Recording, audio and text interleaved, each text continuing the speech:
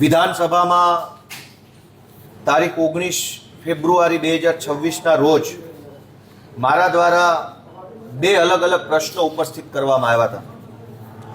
અમારા વિસાવદર મત વિસ્તારમાં સુખપુર ગામ આવેલું છે અને આ સુખપુર ગામમાં અને જૂનાગઢની બાજુમાં આવેલા ઝાંઝરડા ગામમાં TP9 અને TP7 સરકાર દ્વારા ટાઉન પ્લાનિંગ જાહેર કરવામાં આવ્યું છે, જેમાંથી TP9 સુખપુર એ મારા મત વિસ્તારનું ગામ છે. પણ આજે મેં વિધાનસભામાં પ્રશ્ન પૂછ્યો કે આ TP9 અને TP7માં સરકારે ટીપી જાહેર કરીને ખેડૂતોની 40% જમીન મફતના ભાવમાં લઈ લીધી છે. મફતના ભાવમાં એ જમીન સરકાર ખાતે ચડાવી દીધી છે. તો મેં સીધો પ્રશ્ન પૂછ્યો કે આ જમીન 40% સરકાર જે લઈ લે છે એનું કોઈ વળતર ખેડૂતોને ચૂકવ્યું છે કે કેમ? તો સરકારે મને સ્પષ્ટ ના પાડી કે અમે કોઈ વળતર ચૂકવતા નથી. અહીંયા બે પ્રશ્ન ઉપસ્થિત થયા જે મેં ઊભા થઈને રજૂ કર્યા કે ત્યાં જૂનાગઢની અંદર જૂનાગઢ અર્બન ડેવલપમેન્ટ ઓથોરિટીના જે મુખ્ય કારોબારી અધિકારી હોય એણે અમને એવું લખીને આપ્યું કે TP9માં 69 કરોડ રૂપિયાનું ખેડૂતોને વળતર ચૂકવવા માંગીએ છીએ અથવા ચૂક્યું અથવા ચૂકવશું, જે કંઈ એણે કીધું હોય તે. જૂનાગઢના સરકારી અધિકારી 69 કરોડ રૂપિયા ચૂકવવાની વાત લખીને સહી સિક્કા સાથે સરકારી કાગળમાં આપે છે. વિધાનસભામાં સરકારે કીધું કે અમે કંઈ ચૂકવતા નથી. એનો અર્થ એ થયો કે જૂનાગઢમાં સરકારી અધિકારી જૂઠું બોલે છે, એણે ખોટી વાત કરી, યા તો પછી વિધાનસભામાં ખોટી રજૂઆત થઈ. એટલે જૂનાગઢ જિલ્લાના જુડાના મુખ્ય અધિકારીએ જે કાગળ આપ્યું એ મેં વિધાનસભામાં બધાને બતાવ્યું આવી રીતે કે જુઓ, જૂનાગઢના અધિકારી ટીપીની જમીન 40% કપાત કરે છે એ ખોટું છે.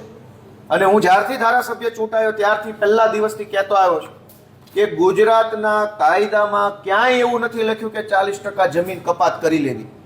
છતાંય જબરજસ્તીથી, દાદાગીરીથી, ખોટા કાયદાનું ખોટું અર્થઘટન કરીને મનસ્વી રીતે સરકાર આખા ગુજરાતમાં ખેડૂતોની 40% જમીન છે એ મફતના ભાવે પચાવી પાડે છે. આ ખોટું છે અને વારંવાર મેં રજૂઆત કરી. ગયા સત્રમાં પણ ટીપીમાં જમીનના વળતર બાબતે મારો પ્રશ્ન હતો, આજે પણ છે. દેશમાં ભારતનું સંવિધાન એમ કહે છે કે કોઈ પણ વ્યક્તિની જમીન લેવી હોય તો ફરજિયાત એને સંપાદન કરવી પડે અથવા વેચાતી લેવી પડે. ત્રીજી કોઈ રીતે જમીન સરકાર લઈ શકે નહીં. રોડ બને તો જમીન સંપાદન થાય, રેલવે આવે તો જમીન સંપાદન થાય, તળાવ બને જમીન સંપાદન થાય, ડેમ બને જમીન સંપાદન થાય.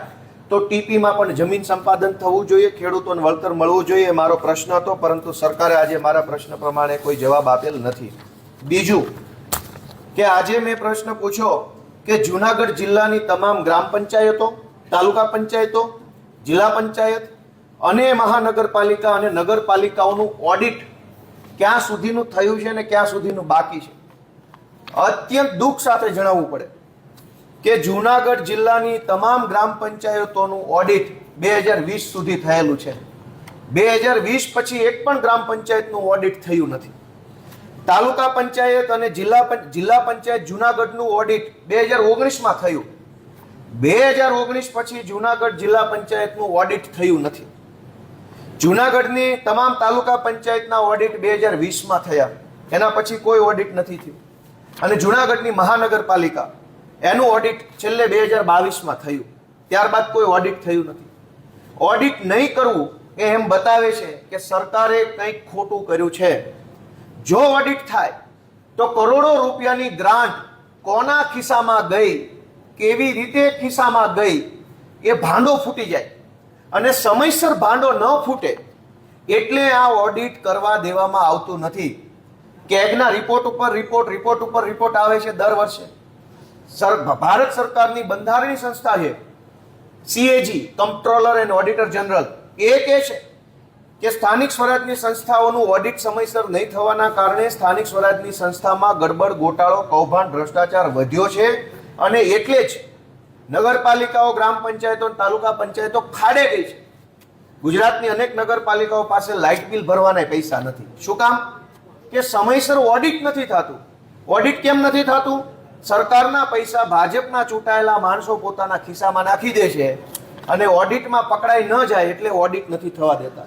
આ અત્યંત ગંભીર બાબત આજે વિધાનસભામાંથી સામે આવી છે.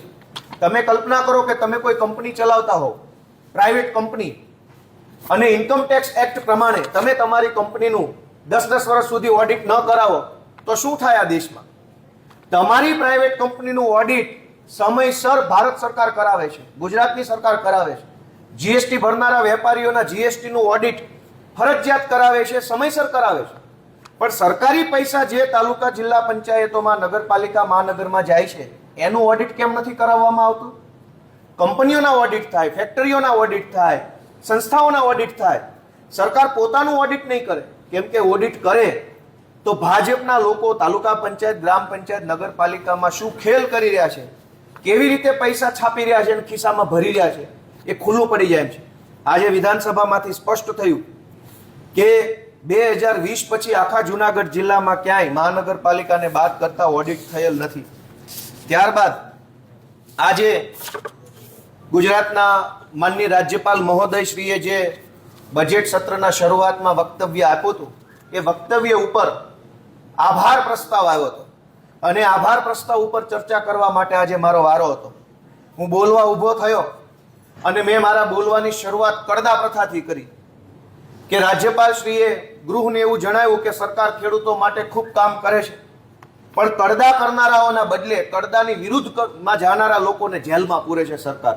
આ વાત મેં જ્યારે કરી તો ભાજપના લોકોએ મારો વિરોધ ચાલુ કર્યો અને મારા વિરોધ કરી મારા વક્તવ્યને અટકાવવાની કોશિશ કરી. એટલે મેં આગળ જણાવ્યું કે પંજાબમાં આમ આદમી પાર્ટીની સરકાર ખેડૂતોને દિવસે અને મફત વીજળી આપે છે, તો ગુજરાતની સરકાર ખેડૂતોની હામી હોય તો ગુજરાતના ખેડૂતોને શા માટે દિવસે અને મફત વીજળી નથી મળતી?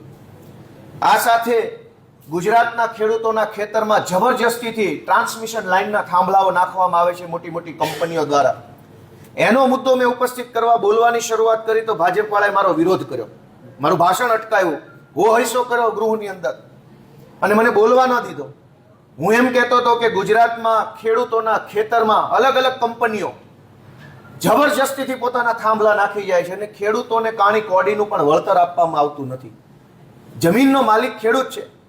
દેશ આઝાદ થયો એ પહેલાથી ખેડૂતના બાપ દાદા વારસાગત રીતે જમીનનું સંરક્ષણ કરતા આવ્યા છે અને આજ કોઈ પણ કંપની આવી પોલીસના સહારે જબરજસ્તીથી થાંભલા નાખી જાય છે તો ખેડૂતને એ થાંભલાનું પૂરેપૂરું વળતર મળવું પડે. માર્કેટ રેટ જે ચાલે છે એ માર્કેટ રેટના 3 ગણા રૂપિયા ખેડૂતને આપવા જોઈએ. આ સિવાય રાજ્યપાલશ્રીના અભિભાષણ ઉપર જે વાત હું કહેવા જતો હતો પણ મને કહેવા ન દીધી અને કહેવાનું બાકી રહી ગયું, એ એવો મુદ્દો હતો કે સરકારે ગૃહની અંદર પોતાની સરકાર પશુપાલન માટે ખૂબ સારું કામ કરે છે એવા વાહવાહી કરતા ભાષણ આપ્યા, પરંતુ ખેત સાથે જણાવવું પડે કે જે કામ સરકારે કરવાનું છે એ કામ અમારા યુવરાજસિંહ જાડેજા કરે છે. આજ ગુજરાતની અંદર ગાયનું અને ભૂંડનું માંસ, એની ચરબીનો ઉપયોગ કરી યુરિયા ખાતર નાખી ઝેરી નકલી દૂધ બનાવવામાં આવે છે અને એ દૂધ હજારો લીટર દૂધ ગુજરાતભરની અલગ અલગ ડેરીઓમાં નાખવામાં આવે છે અને ડેરીઓના માધ્યમથી પાઉચમાં પેકિંગ થઈ એ દૂધ કોઈ નિર્દોષના પેટ સુધી પહોંચે છે. તમે કલ્પના કરો કે ગાય અને ડુક્કરની ચરબી જે દૂધમાં હોય, યુરિયા ખાતર ભરેલું હોય એવું દૂધ કોઈ નાના બાળકના મોઢા સુધી જાય તો એ અપરાધ તો છે પણ પાપ છે. કોઈ ગરીબ માણસના પેટમાં જાય, કોઈ શ્રમિક માણસના પેટમાં જાય, કોઈ બીમાર વ્યક્તિના પેટમાં આવું ગાય અને ડુક્કરની ચરબીવાળું દૂધ જાય એ કેટલું યોગ્ય છે?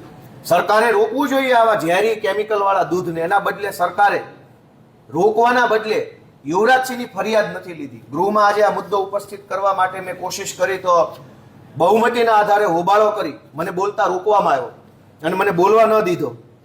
વિસાવદર વિસ્તારમાં, જુનાગઢ જિલ્લામાં અને આમ તો આખા ગુજરાતમાં નકલી સહકારી મંડળીઓ ખૂબ મોટા પાયે ભાજપવાળાએ ખોલી નાખી છે. જે લોકો 2015માં આ દુનિયામાંથી નીકળી ગયા હોય, મૃત્યુ થઈ ચૂક્યું હોય, એના નામની મંડળી 2022માં ખોલી હોય એવી 25 ફરિયાદ મેં જુનાગઢમાં આપેલી છે કે મરી ગયેલો માણસ 2015, 16, 17, 18માં જેનું મૃત્યુ થઈ ગયું, મૃત્યુનું સર્ટિફિકેટ આવી ગયું, એ મરેલો માણસે અરજી આપી 2022માં કે મારે સહકારી મંડળી ખોલવી છે, એને મંજૂરી મળીને સહકારી મંડળી આજે ચાલુ છે. મેં એનો વિરોધ કરવાની આજે કોશિશ કરી ગૃહમાં તો મને બોલવા ન દીધો, મારું માઇક બંધ થઈ ગયું. ભાજપના લોકો હોહૈસો કરવા લાગ્યા, મને આ સહકારી મંડળી ઉપર બોલવા ન દીધો. હું એવી રજૂઆત કરવા જતો કે બાગાયતી પાકો માટે સરકારે કોઈ વિચાર નથી કર્યો.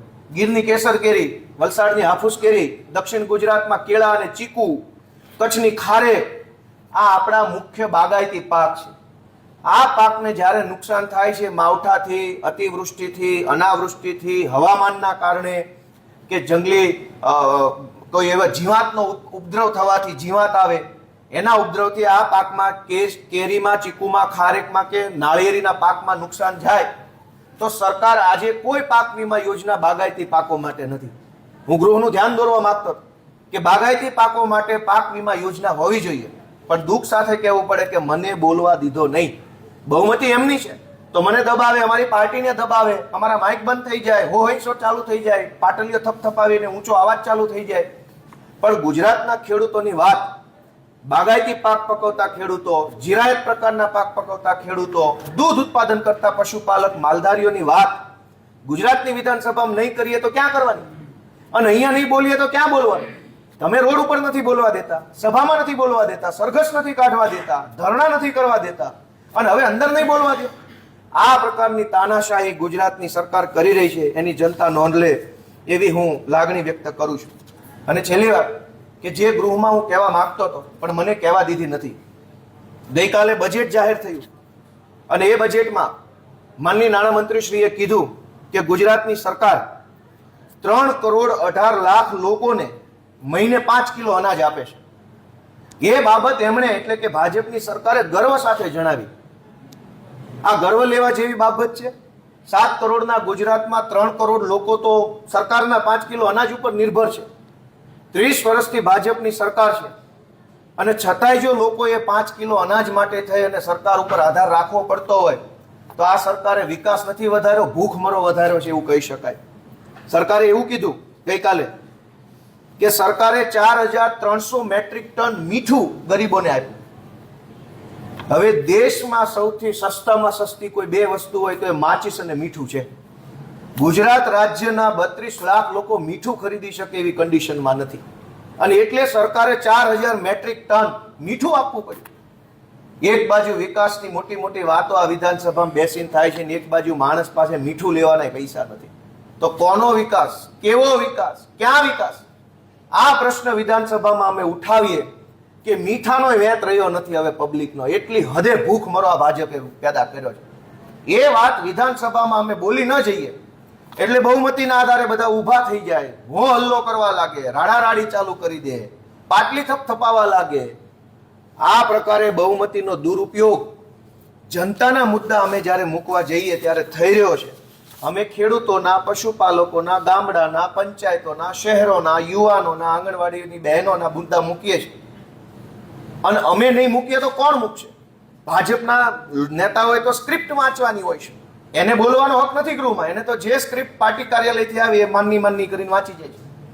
અમને જનતાએ જવાબદારી સોંપી છે કે ગુજરાતના છેવાડાના કોઈ પણ માણસ, કોઈ પણ જ્ઞાતિ, કોઈ પણ ધર્મ, કોઈ પણ જિલ્લાના વ્યક્તિનો પ્રશ્ન વિધાનસભામાં મૂકવો એ જવાબદારી અમને સોંપી છે જનતાએ અને અમે જવાબદારી નિભાવી રહ્યા છીએ. એ બાબતનો અમને ગર્વ છે. સાથે સાથે અમને અમારી જવાબદારી નિભાવતા ભાજપ રોકે છે એ બાબતનો ખેદ છે.